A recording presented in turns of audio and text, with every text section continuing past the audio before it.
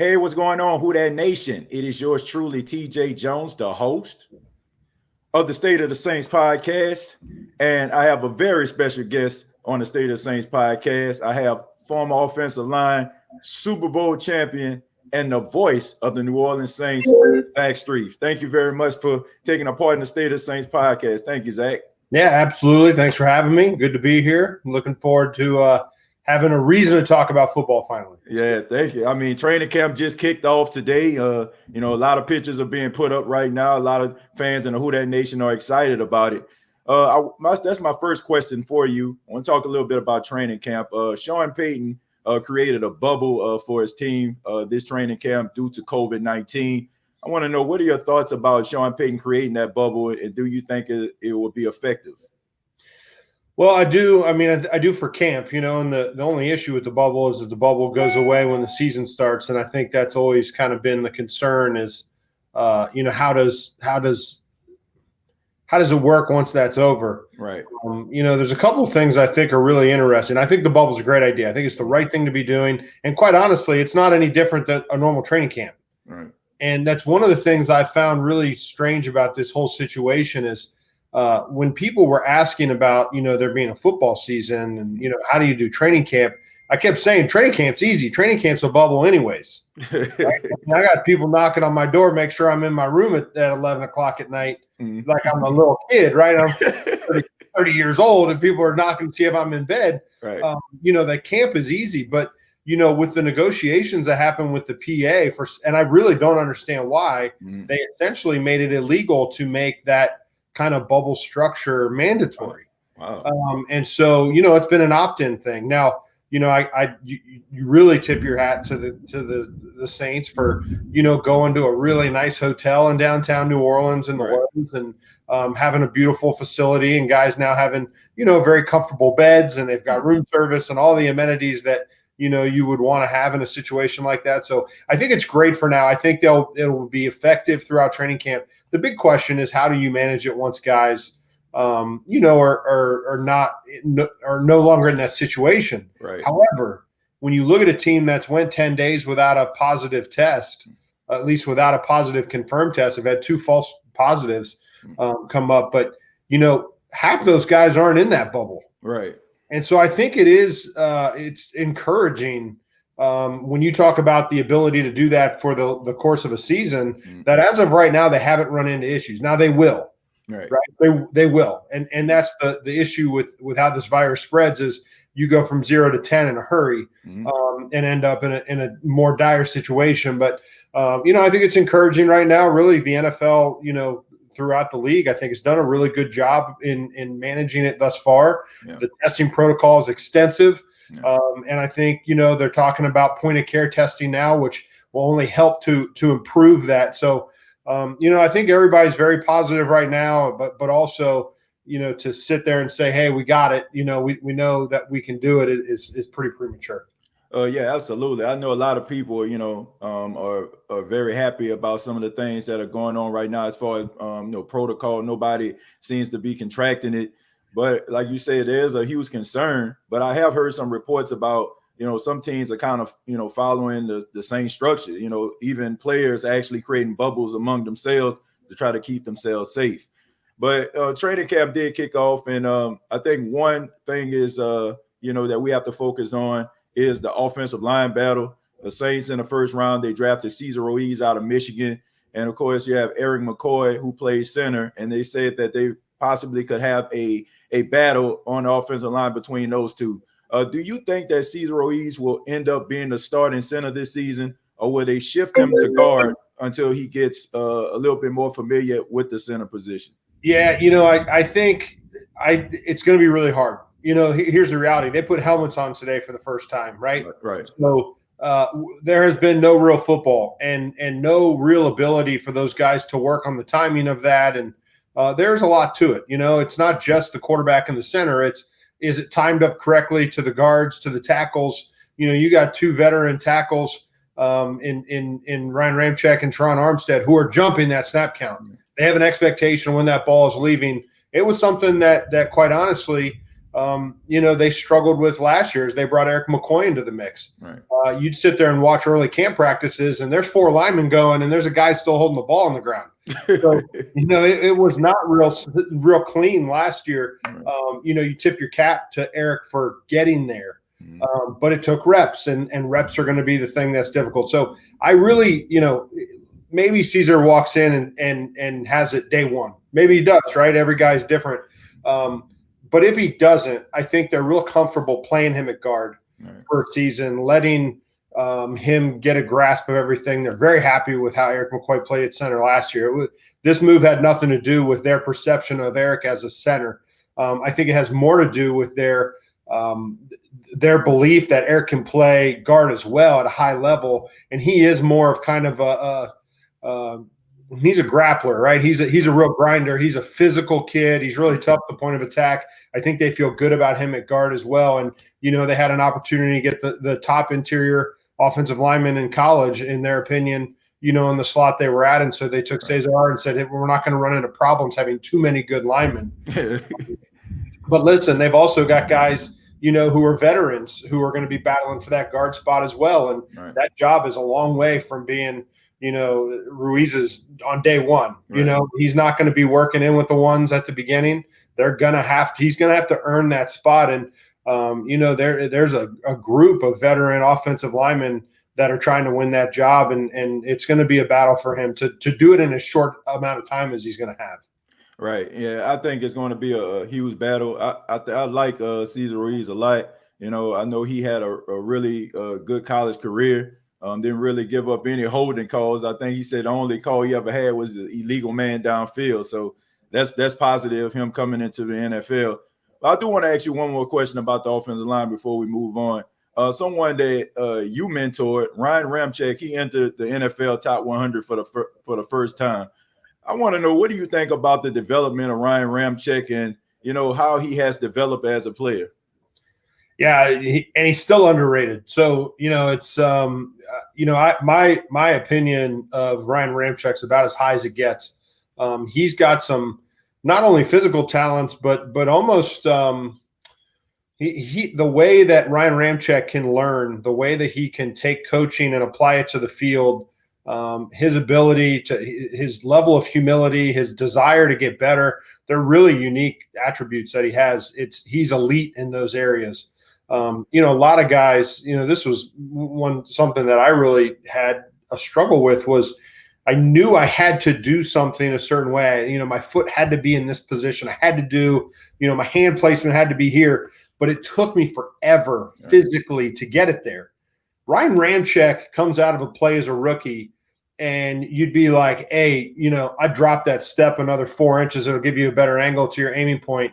And he'd do it the next rep. Wow. And it would never change. It was like unbelievable that he was so good at taking coaching and applying it to the field. So I think Ryan's ceiling has not been met yet. And he kind of pairs that with a lot of really talented physical skills. I think he's every bit the equal of Teron Armstead. And I think there's a reason why they are commonly referred to as the best tackle duo in the NFL. And I think they deserve it. Yeah. I think Ryan Ramczyk is the best right tackle in football. And I think I've been saying that for a while.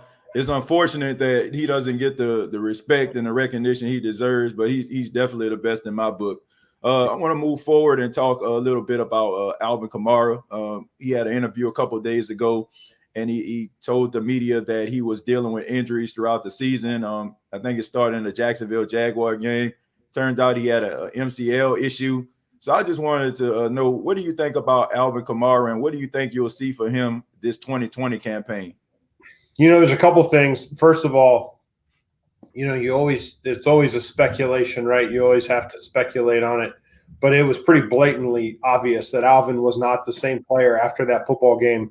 And there's two things I take away from it that I find incredibly promising. One, Alvin Kamara wanted to be a part of that football team. He wanted to continue to grind it out. He wanted to go and play at 75% effectiveness because it gave his team the best chance to win. So you've got a great teammate, a guy that's doing the things the way that you want them done. And let's not fool ourselves at a position where one half year of down productivity is going to cost you money if you can't replace it. True. And so, for a running back to do that in this day and age is pretty selfless. And I think it speaks a lot to Alvin Kamara's character. I think it speaks a lot to the type of teammate that he is. And it also, when you think back before that football game, Alvin Kamara was the most dominant running back in football for 4 games of the season last year. I mean, you go back and watch the Seattle game and watched and listened to the comments coming out of that defense after that game of like, we had no idea what that guy was, right? I mean, we really underestimated him. And so I think what it gives you a lot of hope and promise for is you got a guy that's about the right things. He's doing things the right way. And if he can get healthy this offseason like he feels he is, and turn around and not have an injury situation, which is what happened to him last year. It's not like he's just breaking down. He had an injury happen. If it's back to 100%, you've again got one of the top running backs in football, back into your lineup. Yeah, absolutely. I knew from what I seen last season, I mean, something just wasn't right. But I will say I agree with what you just said about Alvin Kamara being selfless. I mean, the fact that he is up for a contract, I mean, he could have easily went out there and re-aggravated something or even hurt something even worse. And that probably could have affected his contract negotiation. So the fact that he decided to go back out there, I have nothing but more respect for Alvin Kamara than I did before. Finally, I want to ask you about someone that you protected for a very long time, quarterback Drew Brees. In the offseason, he kind of changed up his workout. He seems like he's throwing the ball with a little bit more zip, throwing it down the field. What is it about Drew Brees that makes him so special as a quarterback that he at age 41, he's still trying to find ways to become better?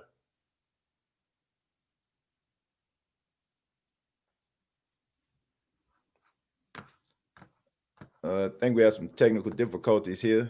We think Zach Strief, he froze up for us. Hello? Let's see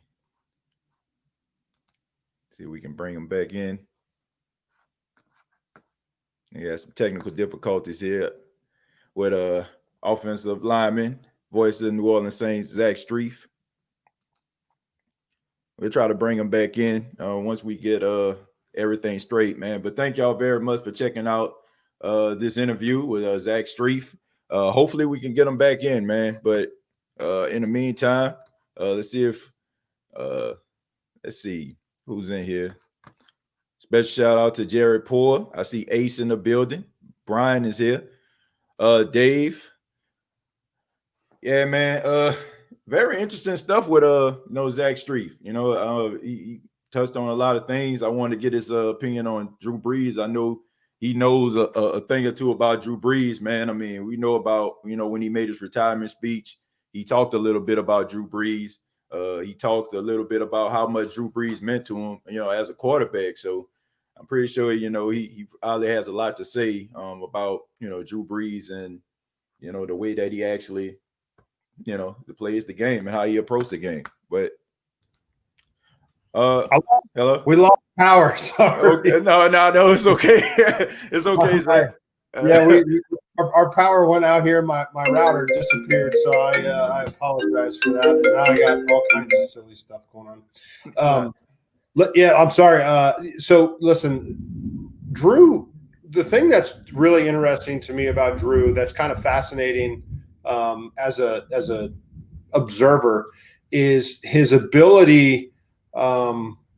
His ability to continue pushing to get better at that age is really kind of fascinating. Yeah. It really goes against human nature, right? Like you would think Drew Brees is an expert at throwing a football. At some point, you stop trying to throw it better. Right. And that's not who he is, right? And it's just it's how he got to where he is. And I think he believes strongly in that process. And part of that is surrounding yourself with experts in the offseason that can get you into a better place. And I certainly know from, getting to a point in my career where you start getting older and you start looking for edges. He's so far past even where that was. And I also, believe that in that process, he finds real answers. Right. You know, it's not baloney. It's not like, oh, I'm going to just say that I feel better and maybe I'll feel better. I think you really can, in today's day and age, push the limits of what your body can do at particular ages. And he's really found ways to continue, you know, to improve himself. And, you know, and with that goes the adaptability of your skill set and what it is. So, you know, we've seen Drew over the last few years not be able to drive the ball down the field as effectively as he did earlier in his career. There's no doubt about that. Right.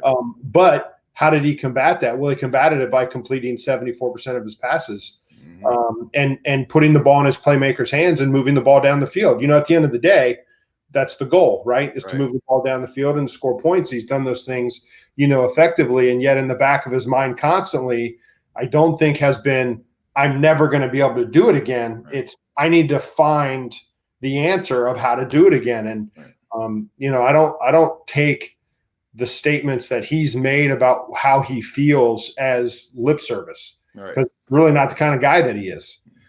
So, you know, I think it's exciting, and I'm excited. You know, we'll be out on Monday at practice, and I'll be excited to see if you can tell, you know, can you see it?